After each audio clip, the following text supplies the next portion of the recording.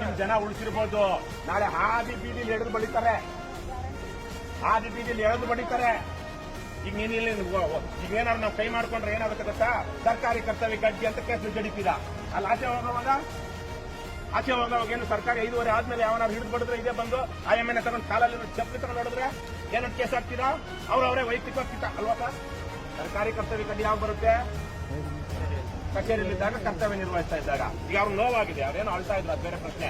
ಅವ್ರೇನು ಕಡಿಮೆ ಅಲ್ಲ, ನೀವೇನು ಸಾಕಾಗಲ್ಲಪ್ಪ, ಕಚೇರಿ ಕುಂಡುಗಳಲ್ಲ. ಲಂಚ ತಗೊಳ್ಳೋದು ಎಷ್ಟು ತಪ್ಪ, ಲಂಚ ಕೊಡೋದು ಅಷ್ಟೇ ತಪ್ಪಲ್ವಾ? ಕೆಲಸ ಮಾಡೋದಕ್ಕೇನು ಅವ್ರಿಗೆ ಲಂಚ ಕೊಡೋದು? ನೀವು ಕೊಟ್ಟಿಲ್ಲ ಅಂತಾನಲ್ಲ, ನೀವು ಸಾಲ ತಗೊಂಡು ನಿಂತಿ ಸಂಜೆ 6 ಗಂಟೆ ಆದ್ಮೇಲೆ ನಾನು ಆಚೆಗೆ ಬರ್ತಾನಲ್ಲ, ಆಚೆ ತಗೊಂಡು ಇಬ್ರು ಕಾಲಲ್ಲಿ ಚಪ್ಪಿ ತಗೊಂಡು ಹೊಡಿದ್ವಿ, ಆಮೇಲೆ ಕೇಸ್ ಹಾಕಿ ತನಿಖೆ ಆಗಲಿ. ನೀನ್ ಸಾಲ ಕೊಟ್ಟಿದ್ಯೋ ಅಥವಾ ಲಂಚ ಕೊಟ್ಟಿದ್ಯೋ ಅಂತ ಅಲ್ಲಿ ಪೊಲೀಸರು ತನಿಖೆ ಮಾಡ್ತಾರೆ. ಎಲ್ಲ ಏನೋ ಲೈನ್ ಮಾರ್ಕ್ ಬ್ಯಾಪಿಂಗ್ ಮಾಡ್ತಾರೆ, ಲೈಟ್ ಡಿಟೆಕ್ಟರ್ ಟೆಸ್ಟ್ ಮಾಡ್ತಾರೆ. ಮಾಡ್ತಿರಲ್ವಾ ಕಾಸಿಂ ಅವ್ರೆ? ಇವಾಗ ಸರ್ ಮಾಡ್ತಾರೆ. ಏನಮ್ಮ ನೀನ್ ಆಗ್ತಾ ಇದೆಯಲ್ಲ, ಅದೆಲ್ಲ ಪೌರುಷ ತೋರ್ಸೋದು. ಬರ್ತಾನಲ್ಲ, ನಿನ್ ಸಾಲ ತಗೊಂಡಿದ್ದೆ, ನಿನ್ನ ಸಾಲ ಕೊಟ್ಟಿದ್ದೆ ಅಂತ ಹೇಳಿದವನು ಆಚೆ ಕೆಲಸ ಮುಗಿಸ್ಕೊಂಡು ಬಂದ್ಮೇಲೆ, ಕೆಲಸದ ಅವಧಿ ಆದ್ಮೇಲೆ ಯಾವ ಸೆಕ್ಷನ್ 353 ಇದೇನೋ ಹೊಸ BNS ಏನೋ ಗೊತ್ತಿಲ್ಲ, ಸೆಕ್ಷನ್ 353 ಅಂತ ಇವರೆಲ್ಲ ಸರ್ಕಾರಿ ಅಧಿಕಾರಿಗಳು ಹಾಕ್ಬಿಡ್ತಾ ಇದ್ರು ನನ್ನ ಮೇಲೆ 13 ಕೇಸ್ ತರಕ್ಕೆ. ಇಲ್ಲೇ 2 ಕೇಸ್ ಆಗಿದೆ ನಂದು. ಆದ್ರೆ ಅವಾಗ ಯಾವ ಸರ್ಕಾರಿ ಕರ್ತವ್ಯದ ಅವ್ರು ಇದ್ದಾಗ ಮಾಡೋದಾಗ, ಆಚೆ ಸಾರ್ವಜನಿಕವಾಗಿದ್ದಾಗ ಎಲ್ಲೋ ಹೋಟ್ಲ ಹತ್ರ ನಾವು ತಿಂತಿರೋ ಕುಡಿತಿರೋ ನಿನ್ ಚಪ್ಪಲಿ ನೋಡಿ. ನಿನ್ನ ಹತ್ರ ಸಾಲ, ನೀನ್ ಯಾವನ ಹತ್ರ ಸಾಲ ತಗೊಂಡಿದ್ಯೋ, ನಿಮ್ದು ಸಾಲ ತೀರ್ಸೋದಕ್ಕೆ ನಾನು ಮರ್ಯಾದೆ ಬೇಡವಾ? ಇಷ್ಟಿಷ್ಟು ಕೊಟ್ಟಿದೆ, ಬರೀ ಒಂದು 10,000, 4,000, 3,000, 2,000, ಅದು 6 ತಿಂಗಳು 5 ತಿಂಗಳು ಬಿಟ್ಕೊಂಡು. ಸರ್ ಅವ್ರದ್ದು ಏನ್ ಮಾಡ್ಬೇಕು ಗೊತ್ತಿಲ್ಲ. ಅವ್ರೇನಾದ್ರು ಹೊಡಿತೀನಪ್ಪ ಇವತ್ತು ಏನಿಲ್ಲ. ನಾವು ಗಾಂಧಿವಾದದಲ್ಲಿ ನಂಬಿಕೆ ಇಟ್ಟಿರುವಂತ, ನೀನ್ ಹಿಂಸೆ ಮಾಡ್ಬೇಡ. ಆದ್ರೆ ಏನೋ ಸ್ವಲ್ಪ ಸಣ್ಣದ ಪುಟ್ಟ ಕೆನ್ನಾಗ ಕೊನೆಗೆ ಹೊಡಿ ಮಾಡ್ಬಿಟ್ಟು ನೀನು ಹೇಳಪ್ಪ. ಕಾನೂನ್ ಮೇಲೆ ಗೌರವ ಇಟ್ಕೊಂಡಿದ್ದೆ, ಕಾನೂನ್ ಮೇಲೆ ಗೌರವ ಇಟ್ಟು ಲಂಚ ಕೊಡ್ತಾ ಇದ್ದ ನೀನು.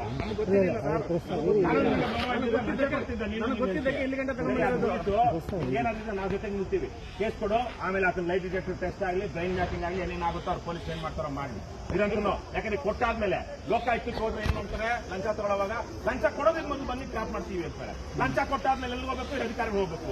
ಯಾರೋ 20 ಲೆಟರ್ ಬರ್ದಿದ್ದೀರಿ ಅಂದ್ರೆ ನೀವು ಸಾದಿಕ್, ನಿಮ್ಮ ಇವರಿಗೆ ಅಭಿಯಾನ ನಿರ್ದೇಶಕರಿಗೆ ನಿಮ್ಗೆ ನೋಟಿಸ್ ಕೊಟ್ಟಿದಾರಲ್ಲ, ನಿಮ್ಮ ಹತ್ರ LCPRಗಳಿಂದ ಹಣ ಪಡಿತಿರೋ ದೂರು ಬಂದಿದೆ ಅಂತ 22 ಜನವರಿಗೆ ಕೊಟ್ಟಿದ್ದೀರಾ?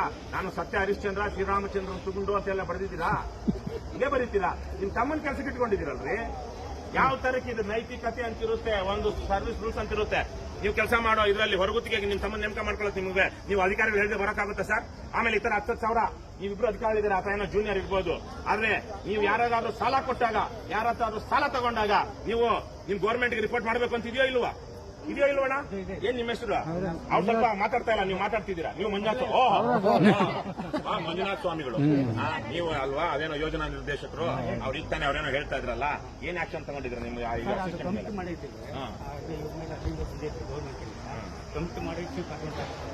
ಮತ್ತೆ ಕಮಿಟಿ ಮಾಡಿ ಇದನ್ನು ತಗೊಂಡಿದ್ದೀರಾ? ತಗೊಂಡಿದ್ದೀರಾ? ಇವರೇ ಮಾಡಿದ್ರು. ಇದ್ರ ಮೇಲೆ ಮೇಡಮ್ ಅವರು ಸ್ಟೇಟ್ ಅಂತ ಕಳಿಸಿದ್ರು.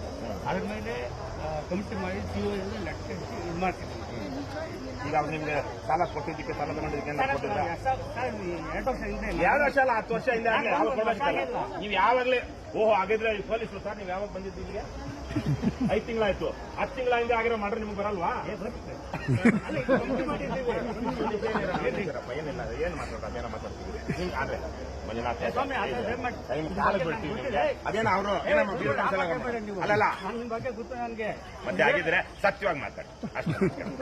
ಸತ್ಯವಾಗಿ ಮಾತಾಡಿ, ನ್ಯಾಯವಾಗಿ ಮಾತಾಡಿ. ಯಾಕಂದ್ರೆ ನಿಮಿಷರಮ್ಮ ಯಾಕಂದ್ರೆ ಅವ್ರು ಹೇಳ್ತಾ ಇದ್ರು, ಯಾರು ಹೇಳಿದ್ರಂತೆ ಅವ್ರ ಕಾಲಕ್ಕೆ ಬೀಳು, ಇವ್ರ ಕಾಲಕ್ಕೆ ಬೀಳು, ಅವ್ರು ಮಾಡ್ಬಿಡ್ತಾರೆ ಅಂತ. ಅದಕ್ಕೆ ನಾವು ಅದು ಮಾಡೋಂತ. ಅದಕ್ಕೆ ಮಂಜುನಾಥ್ ಅವರೇ ಒಳ್ಳೆ ಹೆಸರು ಇಟ್ಕೊಂಡಿದ್ದೀರಾ ಸ್ವಾಮಿ, ಒಳ್ಳೆ ಹೆಸರು ಇಟ್ಕೊಂಡಿದ್ದೀರಾ. ಏನು ಮಾಡ್ತೀರಾ ಕಾನೂನು? ಡಿಪಾರ್ಟ್ಮೆಂಟ್ ಅಲ್ಲಿ ಎನ್ಕ್ವೈರಿ ಆಗ್ಬೇಕು. ಆ ಮನುಷ್ಯ ಈಗ ಕಾಫಿ ಅನ್ಕೊಂಡೆ ತರಿಸಿ ಇಲ್ಲ ಅವ್ರು ಹೇಳ್ತಾರೆ ಕಾರ್ಯಕ್ರಮ ತಗೋಬಾರ. ಕುಡಿಯೋ ಕಾಫಿ ಅಲ್ಲ, ಅದೇನು ಹೇಳಲ್ಲ. ಕಾಫಿ ಆರ್ಡರ್ ಕಾಫಿ, ಆ ಕಾಫಿ ಇದೆ ಅಂತ ತಗೋಬರೋಣ. ಆಮೇಲೆ ಏನೇನಿದೆ ಆಮೇಲೆ ಅವ್ರಿಗೆ ಅವರು ನೋಡಿ ನಮ್ಮ ಆಗ್ರಹಗಳೇನಿದೆ ಅದು ಹೇಳ್ಬಿಡ್ತೀನಿ. ಆಮೇಲೆ ಅವ್ರದ್ದು ಅವ್ರ ತಮ್ಮನನ್ನೇ KGF ಅಲ್ಲಿ ನೇಮಕ ಮಾಡ್ಕೊಂಡಿದ್ದಾರೆ. ನಿಮ್ ಗಮನಕ್ಕಿದೆಯಾ? ಅದು ಮಾಡೋದಕ್ಕೆ ಅವಕಾಶ ಇದೆಯಾ? 2 ವರ್ಷ ಹಿಂದೆ ತಗೊಂಡಿರೋದು. ನಾನು ಬಂದ್ಬಿಟ್ಟು ಈಗ ಟ್ರಾನ್ಸ್ಫರ್ ಮಾಡಿ ನಾನು ಅಷ್ಟೇ ಆಗಿದೆ. ಸರಿ, ನಾವು ನಿಮ್ಗೆ ಆ ಮಾಹಿತಿ ಕೊಡ್ತಾ ಇದ್ದೀವಿ. ತಮ್ಮ ಇದ್ದಾನೆ, ತಮ್ಮನ ಇದು ಈತನ ಕೆಳಗಡೆ ಕೆಲಸ ಮಾಡ್ತಾನೆ, ಅದು ಕಾನೂನುಬದ್ಧವಾಗಿ ನೈತಿಕವಾಗಿ ಅಥವಾ ಏನಂತಾರೆ ಅದು ಪ್ರಾಬಿಟಿ ಆ ಥರಕ್ಕಿದೆಯಾ ಅಂತ ನಿಮ್ಗೆ ಅನಿಸ್ತಾ ಇದೆಯಾ? ಅದ್ರ ಮೇಲೆ ಆಕ್ಷನ್ ತಗೊಳಕ್ಕಾಗುತ್ತೆ, ಅವಕಾಶ ಇದೆ ಅಲ್ವಾ? ಇವಾಗ ಯಾವಾಗ ಮಾಡ್ತೀವಿ ನೋಡಿ, ಮನವಿ ಅಲ್ಲ, ಸುಮೋಟೋ ಅಂತ ಒಂದು ಮಾತಿದೆ. ಏನಿದೆ ಅಂದ್ರೆ ಸ್ವಯಂ ಪ್ರೇರಿತವಾಗಿ ನಮ್ಮ ಗಮನಕ್ಕೆ ಬಂದ ತಕ್ಷಣ ನಾವೇನೇ ನಮ್ಮ ಜವಾಬ್ದಾರಿಯನ್ನ ಯಾರೂ ದೂರು ಕೊಡದೆ ಮೌಖಿಕವಾಗಿ ಲಿಖಿತವಾಗಿ ಯಾವುದೇ ತರ ದೂರು ಕೊಡದೆ ಅಲ್ವಾ ಸರ್ ಕಾಸಿಂ ಅವ್ರಲ್ವಾ? ನೀವೇನಾದ್ರೂ ನಾವೆಲ್ಲಾದ್ರೂ ರೇಪ್ ಆಗ್ತಾ ಇದೆ, ಕೊಲೆ ಆಗ್ತಾ ಇದೆ ಅಂದ್ರೆ ನೀವು ಲಿಖಿತವಾಗಿ ಕಂಪ್ಲೇಂಟ್ ಕೊಡ್ರಪ್ಪ ಅಂತೀರಾ?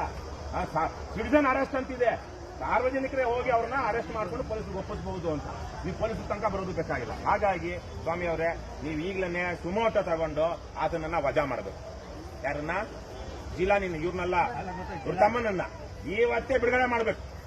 ಇವ್ರದ್ದು ನಿಮ್ ವ್ಯಾಪ್ತಿಗೆ ಬರಲ್ಲ, ಯಾಕಂದ್ರೆ ಬಹುಶಃ ಸಿಇಒ ಅವ್ರು ಮಾಡುವುದಿಲ್ಲ, ಅವ್ರಿಗೆ ಸಿಇಒಗೂ ಬರುತ್ತೆ ಅಲ್ಲ, ಸ್ಟೇಟ್ ಬರುತ್ತೆ. ಯಾಕಂದ್ರೆ ಒಂದೊಂದು ಹಂತದ ಅಧಿಕಾರಿಗಳನ್ನ ಯಾವ್ಯಾವುದೋ ಹಂತದ ಅಧಿಕಾರಿಗಳು ಮಾತ್ರ ಅಮಾನತ್ ಮಾಡೋದು, ಇನ್ನೊಂದರಲ್ಲಿ ಇಡೋದು. ಆದ್ರೆ ಅವ್ರ ಬಗ್ಗೆ ನಿಮ್ಗೆ ವಿಚಾರ ತಿಳಿಸ್ತಾ ಇದೀವಿ ನೋಡಿ, ಇಷ್ಟು ಓಪನ್ ಆಗಿ ಮಾಡ್ತೀವಿ. ಮಾಡೋಣ, ರಾತ್ರಿ ಹೊತ್ತು ಕಳ್ತನ ಮಾಡ್ರೆ, ಹಗಲೊತ್ತೇ ದರೋಡೆ ಮಾಡಿದ್ರೆ ಪೊಲೀಸರು ಹಗಲೊತ್ತು ದರೋಡೆ ಮಾಡೋದಕ್ಕೆ ಬಿಟ್ಬಿಟ್ರೆ ಸಮಾಜ ಉಳಿಯುತ್ತಾ, ವ್ಯವಸ್ಥೆ ಉಳಿಯುತ್ತಾ? ಹೇಳಿ ಸರ್. ಇವರು ನಿಮ್ಮ ಬಗ್ಗೆ ರಾಮನಗರದಲ್ಲಿದ್ದಾಗ ಯಾರೋ ಒಬ್ಬರು ಪೊಲೀಸರು ನೀವು ಅನುಕೂಲ ಮಾಡಿಕೊಟ್ಟಿದ್ದಾರೆ. ಆಮೇಲೆ ತಿರ್ಗಾ ಇಂಜಿನಿಯರ್ಸ್ನ ಸೇರ್ಸೋದಕ್ಕೆ ಕರೆ ಮಾಡಿ ನನಗೆ ಫೋನ್ ಕೊಟ್ಟಿದ್ದು, ಅವ್ರನ್ನ ಸೇರ್ಸ್ಕೊಂಡು ಮತ್ತೆ ಅವ್ರಿಗೆ ಕೆಲಸ ಕೂಡ ನಾವು ನ್ಯಾಯವಾಗಿರೋದು ಕೇಳಿದ್ವಾ? ನಿಮ್ಮನ್ನ ನ್ಯಾಯವಾಗಿ ವಿಚಾರ ಕೇಳಿದ್ವಾ? ನೀವು ಅದಕ್ಕೆ ಸ್ಪಂದಿಸಿದ್ರಾ? ಆಮೇಲೆ ಸಂಬಳ ತಗೊಂಡಿದ್ದಾನೆ. ಆಮೇಲೆ ನಿಮಗೇನು ಕರೆ ಕೇಳಿದಂತೆ ಸಿಗಲ್ಲ ಅಂತ ಹೇಳ್ತೀನಿ. ಇಷ್ಟು ಫಾಸ್ಟಾಂಶ ರಾಮನಗರ ಏನೇನ ಅವೇನೋ ಹೇಳ್ತಿದ್ದಾರೆ ಸರ್. ಆಮೇಲೆ ಇದು ಇದನ್ನಾಗಿ ಗಲಾಟೆ ಮಾಡ್ಕೊಂಡಿದ್ದೀವಿ. ಅದು ವೀಣಾ ಅಂತ ಒಬ್ಬರಿದ್ದಾರೆ. ಆ ವೀಣಾ ಅಂತ ಅಂದ್ಬಿಟ್ಟು ಇವ್ರು ಒಂದು ಅರ್ಜಿ ಕೊಟ್ಟರು. ಆ ಅರ್ಜಿ ಕೊಟ್ಟರೆ ನಾನು ಹೇಳಿದ್ರಿ ಸರ್ ದೊಡ್ಡ ಬೇಡಿ ಯಾರು ದೊಡ್ಡ ಸಾಹೇಬ್ರು ಅಂದ್ರೆ ಕರೀಂ ಸಾಬ, ಈ ಬಿಡಿ ಸಾಬ ಸಿಇಒ ಅವ್ರ ದಯವಿಟ್ಟು ಹಂಗೆ ನಮ್ಗೆ ಅವ್ರ ಡೆಸಿಗ್ನೇಷನ್ ಹೇಳ್ಬಿಡಿ. ದೊಡ್ಡ ಸಾಹೇಬ್ರು ಅಂದ್ರೆ ನಾವು ಮೋದಿ ತನಕ ಅಂದ್ಕೊಂಡ್ಬಿಡ್ತೀವಿ. ಹೇಳಿ ಸರ್. ಸಿಇಒ ಗಮನ ತರಬೇಡಿ ಅಂತಂದ್ಬಿಟ್ಟು ಇವರಿಬ್ಬರು ಕರೆಸಿ, ನೋಡಿ ಮೇಡಮ್ ಸಿಇಒ ಗಮನ ತರಬೇಡಿ ಅಂತ ಹೇಳಿ ಇವ್ರು ಕರೆಸಿದ್ದೆ, ಅವ್ರನ್ನೂ ಕರೆಸಿದ್ದೆ. ಆಮೇಲೆ 2 ತಿಂಗಳು ಸುಮ್ಮನೆ ಸಿಗಲ್ಲ ಅಮ್ಮ, ಇನ್ನೂರು ಕರೆಸಿ ಅವ್ರಿಗೆ ನೋಟಿಸ್ ಪಂಚಾಯತ್ಗಳನ್ನ ಬಿಡ್ತಾ ಇಲ್ಲ ನೀತಿ. ನನಗೆ ಬೇರೆ ಪಂಚಾಯತ್ ಬರೀ 5-6 ಪಂಚಾಯತ್ ಮಾಡಿಬಿಟ್ಟಿರುತ್ತೆ, ಒಟ್ಟು 30 ಪಂಚಾಯತ್ ಇದೆ ಸರ್, ಬಿಡ್ತಾ ಇಲ್ಲ ಅವರು. ಆಮೇಲೆ ಪಂಚಾಯತ್ ತಗೊಂಡಿಲ್ಲ. ಹಂಗಾಗಿ ಅವ್ರಾದ್ಮೇಲೆ ಇವರು ಎಂಬಿಸಿಯವರು ಹೋಗ್ಬಿಟ್ಟು ಈ ರೀತಿ ಅವರು ಬೇಡ ಇವ್ರಿಗೆ ಕೊಟ್ಟಿದ್ದು ಮಾಡಿ ಅಂತ ಹೋಗಿ ಅಂತ ಸುಮ್ಮನೆ ಇತ್ತು. ಆಮೇಲೆ ದೊಡ್ಡ ಗಮನಕ್ಕೆ ಬಂದು ಇದೇನ್ರಿ ಇದು ಗಲಾಟೆ ಅಂತ ಗೊತ್ತಾಗಲಿಲ್ಲ. ಎಲ್ಲ ಸರ್ ಬಗೆಹರಿಸಿದ್ವಿ. ಏನು ಬಗೆಹರಿಸಿದ್ವಿ ನೋಡಿ, ಬಂದು ಕೊಟ್ಟಿದ್ದಾರೆ. ಇನ್ನೇನು ಮಾಡ್ತೀರ ನೀವು? ಎಲ್ಲ ನಾನೇ ಮಾಡೋಂಗಿಲ್ಲ, ನೀವೇನು ತಿನ್ನೋದ ಹಿಂಗೆ ಆಯ್ತು ಸರ್ ನೋಟ್ ಮಾಡಿ ನಾನು ಇವ್ರಿಗೆ ಬದಲಾವಣೆ ಮಾಡೋದು ತಗೊಂಡು ಇದು ಮಾಡೋದು. ಯಾಕೆ ಈ ಗಲಾಟೆ ಆಗ್ತದೆ ಹೊಸ ಬಂದಿದೆ ಅವರೇ ಹೇಳ್ಬಿಟ್ರು, ಯಾವುದೇ ಪೂರ್ವಾಪರ ವಿಚಾರಣೆ ಮಾಡಿಲ್ಲ, ಬರೀ ಮಾಡಿಲ್ಲ. ಇದು ನಾನೇ ಮಾಡಿದ್ಮೇಲೆ ಸಮ ಮಾಡಿದ್ದೆ. ಇಲ್ಲ, ಅವರೇನೋ ಮಾಡಿದಾರೆ, ನೀವಲ್ಲ. ನಿಮ್ಮನ್ನ ಕೇಳಿ ಮಾಡ್ಬೇಕು ಅಂತಿಲ್ಲ, ಅವ್ರು ನಿಮ್ಮನ್ನ ಕೇಳ್ದಾನೆ ಮಾಡೋದಕ್ಕೆ ಅವಕಾಶ ಇದೆ. ಆಮೇಲೆ ನೀವು ಹೊರಗುತ್ತಿಗೆ ನೌಕರರು, ಪರ್ಮನೆಂಟ್ ಅಲ್ಲ. ನಮ್ಗೆ ನಿಮ್ಗೆ ನೋಟಿಸ್ ಕೊಡಬೇಕು ಅಂತ, ನೀವು ಬಿಡುವಾಗ 3-30 ದಿವಸ ನೋಟಿಸ್ ಕೊಡಬೇಕು ಅಂತಿದೆ. ನಿಮ್ಮನ್ನ ತೆಗೆಯೋದಕ್ಕೆ ಅವ್ರಿಗೆ ಇರುವಂತ ಎಲ್ಲ ಅಧಿಕಾರನೂ ಇದೆ. ನೀವು ಪರ್ಮನೆಂಟ್ ಎಂಪ್ಲಾಯ್ಸ್ ಎಲ್ಲ. ಆರ್ಥಿಕ ನಿಮಗೆ ಉದ್ಯೋಗ ಬದ್ಧತೆ ಇಲ್ಲ. ಹಾಗಂತೇಳಿ ಅವರು ಹೇಗಂದ್ರೆ ಆಗ ಬೇಕಾಬಿಟ್ಟಿಯಾಗಿ ಮಾಡೋದಕ್ಕಾಗಲ್ಲ. ಅವರು ಅದಕ್ಕೊಂದು ಕಾರಣ ಇರಬೇಕು. ಯಾಕಂದ್ರೆ ಅವ್ರ ಅಧಿಕಾರಿಗಳಿಗೂ ಬಿಡೋದಿಕ್ಕಲ್ಲ, ಅವ್ರನ್ನ ತೆಗೆಯೋದು ಯಾರನ್ನ ತೆಗಿಬೇಕು ಅಂದ್ರೆ ಒಂದು ಸ್ಪಷ್ಟವಾದ ಕಾರಣ ಇರಬೇಕು. ಈಗ ಅವ್ನ ತಮ್ಮನ್ ಸೇರ್ಸ್ಕೊಳ್ಳೋದಕ್ಕೆ, ಅಲ್ಲಿ ಅವ್ರ ಸಾಧಿಕ್ ತಮ್ಮನ್ ಸೇರ್ಸ್ಕೊಳ್ಳೋದಕ್ಕೆ ನೀನ್ ತೆಗೆದುಬಿಟ್ಟು ಅಲ್ಲಿ ಸೇರ್ಸ್ಕೊಂಡ್ಬಿಟ್ರೆ ಹಂಗಾಗಲ್ಲ. ಅದಕ್ಕೊಂದು ಪದ್ಧತಿ ಮಾತ್ರ ಮಾಡಿ. ಒಂದ್ ನಿಮಿಷ ಅವ್ರೇನೋ ಹೇಳ್ತಾರೆ ಹೇಳ್ಬಿಟ್ಟು, ಅವ್ರು ಹೇಳಿದ್ಮೇಲೆ ಯಾಕಂದ್ರೆ ನೀವು ಅವ್ರು ಜಾಸ್ತಿ ಸಂಪರ್ಕದಲ್ಲಿ ಇದೀರಲ್ವಾ. ಸರಿ ಸರಿ ಆಯ್ತು, ಮಾತಾಡ್ತಾರೆ. ಈಗ ಏನ್ ಮುಂದಕ್ಕೆ ಏನ್ ಮಾಡ್ತೀರಾ? ಇವ್ರು ರುದ್ರಮ್ಮ ಅವ್ರು ನಿಮ್ಗೆ ಫೋನ್ ಮಾಡಿದ್ರಂತೆ. ಈ ಫೋನ್ ಒಳಗಡೆ ಕರೆದಾಗ ಅವ್ರಿಲ್ಲ ಅಂತ ಏನೋ ಹೇಳ್ತಾ ಇದ್ರು. ಮಾಡಿ ನೀವು ಕರ್ತವ್ಯ ಮಾಡಿ. ಇಲ್ಲಿ ಇದು ಮುಗಿಸ್ಬಿಟ್ಟು ತೋರಿಸಿ, ಮುಗಿಸ್ಬಿಟ್ಟೋಣ. ಆಮೇಲೆ ದಯವಿಟ್ಟು ನೀವೆಲ್ಲ ಬ್ಯಾಡ್ಜ್ ಹಾಕೊಳ್ಳಿ ಸರ್. ನೀವು ಕಾಲಿಗೆ ಬಿಡ್ತೀವಿ ಅಣ್ಣ, ಎಲ್ಲಪ್ಪ ನಿಮ್ದೆಲ್ಲ ಬ್ಯಾಡ್ಜ್ ಅಲ್ಲ. ನಿಮ್ದು ಎಲ್ಲಿ ಸರ್? ನಾವು ನಿಮ್ಗೊಂದು ವಿಚಾರ ಹೇಳ್ಬೇಕು. ನನ್ನ ಕಾರಣಕ್ಕಾಗಿ ಬ್ಯಾಡ್ಜ್ ಬಂದಿದೆ ಅದೆಲ್ಲ. ಇದು ಈ ಬ್ಯಾಡ್ಜ್ ನನ್ನ ಕಾರಣಕ್ಕಾಗಿ ಬಂದಿದೆ. 2016ರಿಂದ ಹೋರಾಟ ನಿರಂತರವಾಗಿ 3 ಚೀಫ್ ಸೆಕ್ರೆಟರಿಗಳನ್ನ ಭೇಟಿ ಮಾಡಿದ್ದೀನಿ ನಾನು. 3 ಚೀಫ್ ಸೆಕ್ರೆಟರಿಗಳನ್ನ ಭೇಟಿ ಮಾಡಿ ನನ್ನ ಕಾರಣಕ್ಕಾಗಿ ಸುತ್ತೋಲೆಗಳು ಬಂದಿರೋದು. ಸರ್ಕಾರಿ ಅಧಿಕಾರಿಗಳು ಕಡ್ಡಾಯವಾಗಿ ಗುರುತಿನ ಚೀಟಿ ಧರಿಸಬೇಕು ಅಂತ 2016ರಲ್ಲಿ ನಾವು ಲಂಚ ಮುಕ್ತ ಕರ್ನಾಟಕ ಅಭಿಯಾನ ಮಾಡಿದಾಗ ಸರ್ಕಾರಿ ಅಧಿಕಾರಿಗಳು ಹೊರಗಡೆ ಬಿಟ್ಕೊಳ್ಳಿ ಸರ್ ಹೋಗ್ಲಿ ಅದನ್ನ. 2019 ಅಲ್ಲ ನಮ್ದು ಅದಲ್ಲ, ಲಂಚ ಮುಕ್ತ ಕರ್ನಾಟಕ ನಿರ್ಮಾಣ ವೇದಿಕೆ ಅನ್ನೋದು 2016ರಲ್ಲಿ. ನೀವು ಸರ್ ಇದೆ ಯಾಕಂದ್ರೆ ಒಳಗಡೆ ಬಂದಾಗ ನಿಮ್ಗೆ ಗೊತ್ತಿಲ್ಲ, ಸರ್ಕಾರಿ ಕಚೇರಿ ಒಳಗಡೆ ನೀವು ಅಧಿಕಾರಿನೋ, ನೀವು ಇಟ್ಕೊಂಡಿರೋ ಬ್ರೋಕರ್ ಅಧಿಕಾರಿನೋ ಅಥವಾ ಇನ್ಯಾವನೋ ಲೋಕಲ್ ಪುಡಾರಿ ಅಧಿಕಾರಿನೋ ಗೊತ್ತಾಗಲ್ಲ. ನೋಡಿ ಇವರು ಕ್ಲೀನಾಗಿ ಆಗ್ತಾ ಇಲ್ವಾ, ಸೈಯದ್ ಕಾಸಿಮ್ ಅಂತ ಯೂನಿಫಾರ್ಮ್ ಆಗ್ತಾರೆ, ಇದಾಗ್ತಾರೆ. ಇವರೊಬ್ರು ಪೊಲೀಸು. ಇದೇ ತರಕ್ಕೆ ಯಾರಾದ್ರೂ ಬಂದ್ರು ನಮ್ಗೆ ಸ್ವಲ್ಪ ಏನ್ ಪೊಲೀಸ್ ಇರ್ಬೋದು ಅನ್ಸುತ್ತೆ, ಬರ್ಬೋದು. ಆದ್ರೆ ಈ ತರ ಡ್ರೆಸ್ ಹಾಕೊಂಡು ಯಾರು ಬರಕ್ಕಾಗಲ್ಲ. ಆದ್ರೆ ನೀವು ಯೂನಿಫಾರ್ಮ್ ಇಲ್ಲ, ಕನಿಷ್ಠ ಬ್ಯಾಡ್ಜ್ ಆದ್ರೂ ಹಾಕೊಳ್ಳೋದು ಬೇಡವಾ? ರೀಜನಲ್ ಕಮಿಷನರ್ ಯೋಗ್ಯತೆ ಇರೋನಾದ್ರೆ ಅವ್ರ ಇದರಲ್ಲಿ ವಿಜಿಲೆನ್ಸ್ ಸ್ಕ್ವಾಡ್ ಇದೆ. ವಿಜಿಲೆನ್ಸ್ ಸ್ಕ್ವಾಡ್ ಬಂದು ಸರ್ಕಾರಿ ಕಚೇರಿಯನ್ನು ತಪಾಸಣೆ ಮಾಡಿ ಕ್ರಮ ತಗೊಳ್ಬೇಕು. ನಾನು ಕಳಿಸ್ತೀನಿ ಇವಾಗ. ನಿಮ್ಗೆ ಯಾರಾದ್ರೂ ನನ್ನ ನಂಬರ್ ಕೊಟ್ರೆ ಸರ್ಕಾರದ ಪ್ರತಿಯೊಂದು ಸುತ್ತೋಲನ್ನು ಕಳಿಸ್ತೀನಿ ನಿಮಗೆ. ಇವನಂತೂ ಯಾರು ನೀವು ಯಾರನ್ನೂ ಗೊತ್ತಾಗಲ್ಲ. ನೀವು ಸರ್ಕಾರಿ ಅಧಿಕಾರಿಗಳು ಅನ್ನೋದಿತ್ತು. ದಯವಿಟ್ಟು ಮನೆ ತರಿಸಿ ಸರ್, ಆಫೀಸಿಂದ ಇರ್ತಾರೆ ನಿಮ್ಮವ್ರು ಯಾರು, ತರಿಸಿ ಎಲ್ಲರೂ ಹಾಕ್ಬಿಡಿ. ತರಿಸ್ತಾರೆ ಬಿಡಿ ಅವರು. ಹೇಳಿ ಮೇಡಮ್, ನೀವೇನೋ ನಿಮ್ದು ಆಯ್ತಾ, ಮುಗೀತಾ? ಈಗ ಏನ್ ಆಕ್ಷನ್ ತಗೊಳ್ತೀರೋ ಸುಮೋಟೋ ಅವ್ರ ತಮ್ಮನ್ ಬಿಡುಗಡೆ ಮಾಡ್ಬೇಕು ನೀವು. ಸಾಹೇಬ್ರು ಯಾವ್ದು ಸಣ್ಣ ಸಾಹೇಬ್ರು ಯಾರು, ದೊಡ್ಡ ಸಾಹೇಬ್ರು ನಮ್ಗೆ ಗೊತ್ತಿಲ್ಲ. ಅಷ್ಟೇ. ನೀವು ದಯವಿಟ್ಟು ಡೆಸಿಗ್ನೇಷನ್ ಹೇಳಿ. ಇದು ಪ್ರಜಾಪ್ರಭುತ್ವ. ಇದು ಯಾವುದೋ ಬ್ರಿಟಿಷರ ಕಾಲದ್ದು ಅಥವಾ ಅದರಿಂದ ಇದ್ದಂತಹ ಇನ್ಯಾವುದೋ ರಾಜನ ಕಾಲದ್ದು ಅಥವಾ ಸುಲ್ತಾನನ ಕಾಲದ್ದು ಆಡಳಿತ ಅಲ್ಲ ಅಲ್ವಾ? ಪ್ರಜಾಪ್ರಭುತ್ವದಲ್ಲಿ ಆ ಡೆಸಿಗ್ನೇಷನ್ ಕೊಟ್ಟು ನೀವು ಹೇಳಿ ಸರ್. ನೀವು ಪ್ರಾಜೆಕ್ಟ್ ಡೈರೆಕ್ಟರ್ ಇವಾಗ ನಮಗೆ ಅಲ್ವಾ?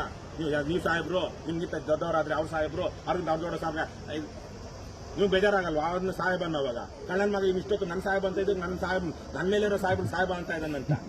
ಅದಕ್ಕೆ ಅವ್ರ ಹೆಸರು ಡೆಸಿಗ್ನೇಷನ್ ಹೇಳ್ಬಿಡಿ. ಸೋಷಿಯಲ್ ಆಗಲ್ಲ, ಕರೆಕ್ಟ್ ಪಾಯಿಂಟ್. ಹೇಳಿ ಮೇಡಮ್, ಅದೇನೋ ನಿಮ್ದು ಈಗ ಅವರು ವೀಣಾ ಅನ್ನೋ ಒಂದು ಹೆಸರನ್ನ ಪ್ರಸ್ತಾಪ